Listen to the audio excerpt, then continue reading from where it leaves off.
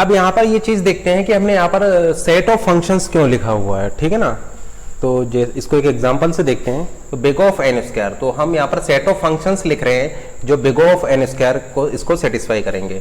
जैसे कि इसको एन स्क्वायर आपका सेटिस्फाई करेगा, एन स्क्वायर बाई 2 आपका सेटिस्फाई करेगा, एन स्क्वायर बाई 4 आपका सेटिस्फाई करेगा, 2 एन स्क्वायर इसको सेटिस्फाई करेगा, 4 एन स्क्वायर इसको सेटिस्फाई करेगा, 10 एन स्क्वायर इसको सेटिस्फाई करेगा, एन इसको सेटिस्फाई करेगा, एन पावर 1.1 इसको सेटिस्फाई करेगा,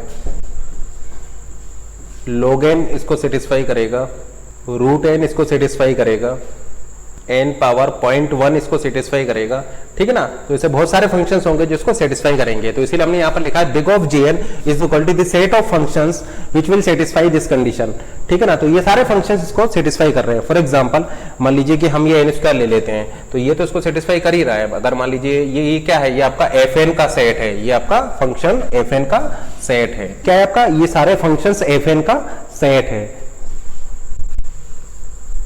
तो ये उन फंक्शंस का सेट है जो बिग ऑफ एन स्क्वायर होंगे, ठीक है ना, आपके इसकी कंडीशन को सेटिस्फाई कर रहे हैं। फॉर एग्जांपल अगर एफ एन मेरा एन स्क्वायर है, एफ एन मेरा है एन स्क्वायर और ये है मेरा big of ji N, big of ji N, तो जी एन मेरा हो जाएगा एन स्क्वायर। तो ये कंडीशन मेरा सेटिस्फाई करेगा, ठीक है ना, क्योंकि मैं ऐसा बोल सकता हूँ 0 is greater than equal to N square is greater 0 is less than equal to N square is less than equal to N square.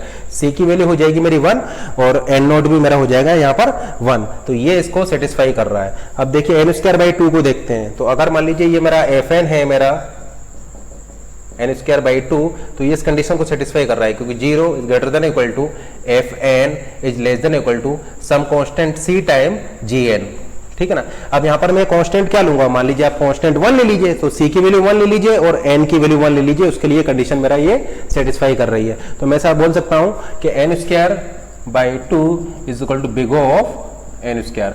तो या तो मैं इस तरीके से लिख सकता हूं या इसी को मैं इस तरीके से भी लिख सकता हूं, N square by 2 belong to big of N square, क्योंकि बिग ऑफ एन स्क्वायर क्या है, बिग ऑफ एन स्क्वायर आपका एक सेट है।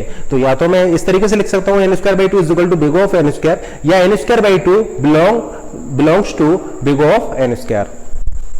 इसी तरीके से ये आपका सेटिस्फाई करेगा, ठीक है ना। यहां पर आपका सी की वैल्यू 1 हो जाएगा और एन नोट की वैल्यू भी 1 हो जाएगा। अब 2n स्क्वायर को देखते हैं। तो अगर मान लीजिए कि एफ एन मेरा होता 2n स्क्वायर, तो मैं इसको लिख सकता हूं 0 is greater than equal to F n 2n square is less than equal to some constant time G N, ठीक है ना। तो सम कांस्टेंट टाइम जी एन मेरा है यहाँ पर एन स्क्वायर।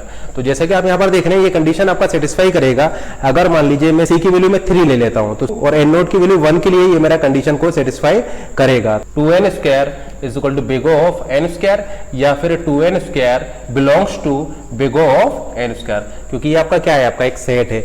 इसी तरीके से 4n स्क्वायर हो जाएगा। यहाँ पर अगर मैं एफ एन को 4n ले लेता हूँ तो सी की वैल्यू हो जाएगी मेरी 4, या आप सी की वैल्यू 5 भी ले सकते हैं, ठीक है ना। तो सी की वैल्यू हो जाएगी 4 और एन नोट की वैल्यू हो जाएगी मेरी 1।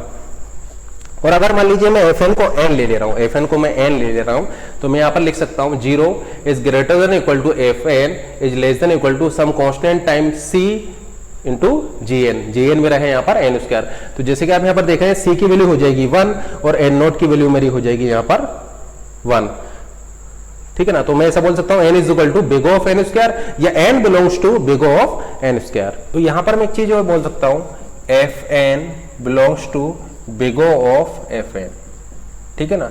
F n belongs to big of f n, या मैं ऐसा बोल सकता हूं f N is equal to big of f n. जैसे कि आप बिग ऑफ एफ एन में सेट बनाएंगे, सेट ऑफ फंक्शंस बनाएंगे, तो उस फंक्शन में आपका, उस सेट ऑफ फंक्शंस में आपका एफ एन भी आ जाएगा जो इस कंडीशन को सेटिस्फाई कर रहा होगा, ठीक है ना। F n intersection big of f N is equal to, ये क्या हो जाएगा, ये आपका हो जाएगा एफ एन। एक चीज और मैं डिस्कस करता हूं। मान लीजिए कि मैं लिख रहा हूं यहां पर f N is equal to big of G N, ठीक है ना। और लेट से एफ एन मेरा है एन स्क्वायर, एफ एन मेरा एन स्क्वायर है, तो यहाँ पर मेरी जी एन की क्या क्या वैल्यू हो सकती है, जिसके के लिए मेरा मैं लिख सकता हूँ f N is equal to big of G N, ठीक है ना। तो जी एन फंक्शंस मेरा क्या क्या हो सकता है, तो यहाँ पर मैं जी एन का सेट बनाने जा रहा हूँ जो इस कंडीशन को सेटिस्फाई कर रहा होगा। जी एन फंक्शंस का सेट बनाने जा रहा हूँ जो इस कंडीशन को सेटिस्फाई करेगा, ठीक है ना। तो मैं यहाँ पर एन स्क्वायर भी ले सकता हूँ ठीक है ना। तो जीएन मेरा क्या हो सकता है, जीएन मेरा ये इस सेट में से कोई भी फंक्शन हो सकता है, ठीक है ना, जो इस कंडीशन को सेटिस्फाई करेगा। तो जीएन में यहाँ पर एन स्क्वायर ले सकता हूँ, एन स्क्वायर लेने पर ये इस कंडीशन को सेटिस्फाई करेगा। जीएन में एन स्क्वायर बाई 2 ले सकता हूँ, जीएन में एन स्क्वायर बाई 4 ले सकता हूँ, या जीएन को मैं 2n स्क्वायर भी ले सकता हूँ, जीएन को मैं 4n स्क्वायर भी यहाँ पर ले सकता हूँ, जीएन को मैं n पावर 2.1 भी यहाँ पर ले सकता हूँ, जीएन को मैं n क्यूब भी यहाँ पर ले सकता हूँ, जीएन को मैं n स्क्वायर log n भी मैं ले सकता हूँ, जीएन को मैं n क्यूब log n भी ले सकता हूँ, gn को मैं n पावर 4 भी ले सकता हूँ, gn को मैं n पावर n भी ले सकता हूँ, gn को मैं फैक्टोरियल n भी ले सकता हूँ, gn को मैं 2 पावर n भी ले सकता हूँ, और भी फंक्शंस होंगे। तो आप क्या देख रहे हैं कि fn is equal to big of gn, और अगर fn मेरा n स्क्वायर है तो gn मेरा इनमें से कोई भी फंक्शन हो सकता है, ठीक है ना। तो सेट ऑफ फंक्शंस होंगे जो इस कंडीशन को सेटिस्फाई कर रहे होंगे। अब रिवर्स डायरेक्शन में देखते हैं। मान लीजिए कि मैं gn को फिक्स कर देता हूं, मान लीजिए कि मेरा gn जो है वो है आपका n स्क्वायर। अब मेरे fn क्या क्या हो सकते हैं, तो ये जो मैं सेट बना रहा हूं वो मेरे fn फंक्शन की वैल्यू है। तो देखिए अगर मेरा gn n स्क्वायर है तो fn क्या क्या हो सकते हैं, fn मेरा n स्क्वायर भी हो सकता है, n स्क्वायर लेने पर ये कंडीशन मेरी सेटिस्फाई होगी। fn मेरा n स्क्वायर बाई 2 भी हो सकता है, fn मेरा n स्क्वायर बाई 4 भी हो सकता है, 2n स्क्वायर भी इस कंडीशन को सेटिस्फाई करेगा, या fn को मैं 4n स्क्वायर भी ले सकता हूं। अगर मेरा fn है 4n स्क्वायर और gn है मेरा n स्क्वायर, तब भी मैं ऐसा बोल सकता हूं fn is equal to big of gn, क्योंकि ये कंडीशन मेरा सेटिस्फाई करेगा। या फिर मैं यहां पर fn की वैल्यू n भी ले सकता हूं, fn की वैल्यू में n log n भी ले सकता हूं, fn की वैल्यू में n पावर 1.9 भी ले सकता हूं, fn की वैल्यू में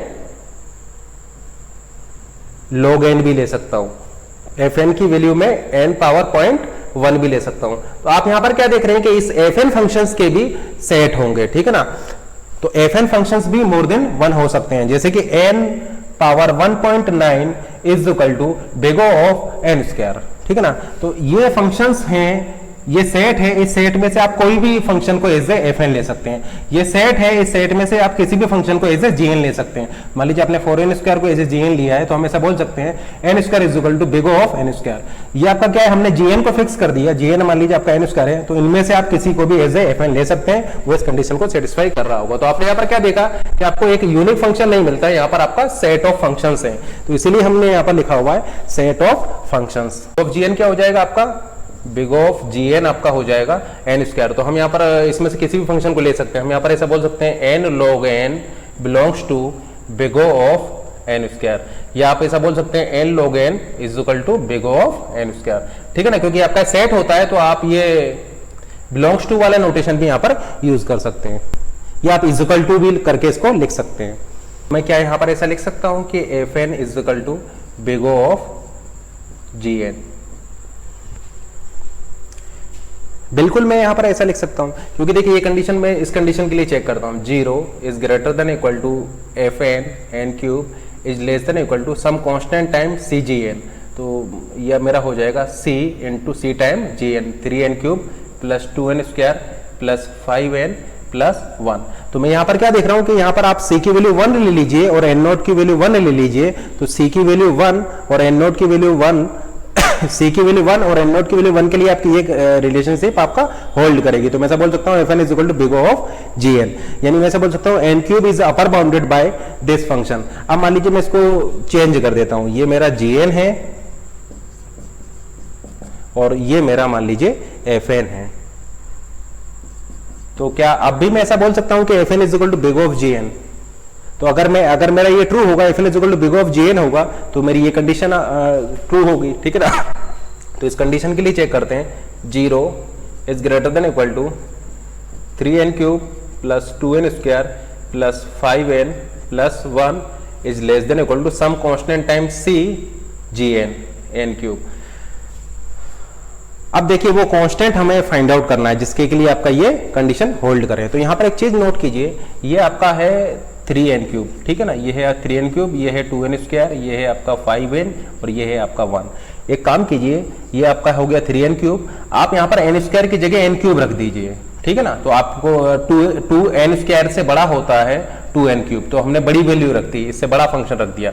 इसी तरीके से 5n की जगह पर हमने यहाँ पर 5 n क्यूब रख दिया, इससे बड़ा फंक्शन रख दिया, और 1 की जगह पर हमने यहाँ पर n क्यूब रख दिया। तो आप यहाँ पर क्या देख रहे हैं, जब आप इनको सम करेंगे तो आपको मिल जाएगा 3 + 2 + 5 + 1, तो ये आपका क्या हो जाएगा 11। तो हम ऐसा बोल सकते हैं कि अगर आप इसको 11 से मल्टीप्लाई कर दें तो डेफिनेटली ये आपका ग्रेटर हो जाएगा। तो आपको एक ऐसा कांस्टेंट 11 और n की वैल्यू आप यहाँ पर 1 भी ले सकते हैं, ठीक है ना। तो n नोट की वैल्यू 1 और c की वैल्यू 11 आपको ऐसा मिल गया जिसके के लिए ये कंडीशन आपका ट्रू है। तो आप यहाँ पर ऐसा बोल सकते हैं fn = बिग ऑफ gn, ठीक है ना। तो हम यहाँ पर ऐसा बोल सकते हैं 3n², तो हम यहाँ पर ऐसा बोल सकते हैं 3n³ + 2n² + 5n + 1 = big of n³, ठीक है ना। तो आप यहां पर क्या देख रहे हैं, आप यहां पर ये देख रहे हैं कि हम यहां पर डोमिनेंट फैक्टर को ले रहे हैं, डोमिनेंट टर्म को ले रहे हैं। तो ये आपका एक पॉलिनोमियल है, ठीक है ना। तो हाईएस्ट डिग्री का यहां पर हम ले रहे हैं, तो एसिम्प्टोटिक नोटेशन में आपका डोमिनेंट फैक्टर यहां पर n³ हो जाएगा, ठीक है ना। और ये इन फैक्टर्स को आप नेग्लेक्ट भी कर सकते हैं, ठीक है ना, इन टर्म्स को आप नेग्लेक्ट भी कर सकते हैं। तो ये डोमिनेंट टर्म हो जाएगा यहाँ पर n³, इसलिए आप इसको लिख सकते हैं बिग ऑफ n³, ठीक है ना। क्योंकि जो डोमिनेंट टर्म होगा उसको आप रिपीट कर सकते हैं। सबसे बड़ा यहाँ पर टर्म क्या है, सबसे बड़ा आपका टर्म है n³, तो 2n² की जगह आप 2n³ पुट कर सकते हैं, 5n की जगह आप 5n³ रख सकते हैं, 1 की जगह आप n³ रख सकते हैं। और जब आप इसका समेशन करेंगे तो वो आपको क्या दे देगा, एक कांस्टेंट दे देगा। तो हम ऐसा बोल सकते हैं कि ऐसा कांस्टेंट c की वैल्यू 11 और n0 की वैल्यू 1 आपका एग्जिस्ट करती है, जिसके लिए ये कंडीशन ट्रू है। तो हम ऐसा बोल सकते हैं 3n³ + 2n² + 5n + 1 = big of n³।